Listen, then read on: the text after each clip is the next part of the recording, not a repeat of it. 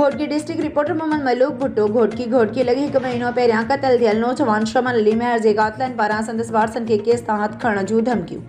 वारसनि पारां एहतजाज इंसाफ़ जी अपील। ख़बर मूजिबि घोटकी लगी शेर महर में हिकु महीनो पहिरियां क़तल थियल नौजवान शमन अली महर जे वालिद मुमताज़ अली महर मीडिया ऑफिस पहुची एहतजाज कंदे चयो त हिकु महीनो पहिरियां जवाबदार शहबाज़ महर, अमानुल्ला सोढड़ो, अमजद अली महर मुंहिंजे 17 साला नींगर शमन अली महर खे बेॾोह क़तल कयो हो, जंहिंजी FIR पिणु घोटकी थाणे ते दाख़िल कराई आहे।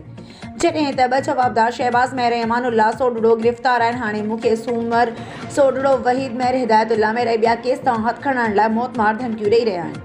हिन चयो त हिननि मां मूंखे जानी ऐं माली ख़तरो आहे, मूंखे पुट जियां बेॾोह क़तल करे छॾींदा।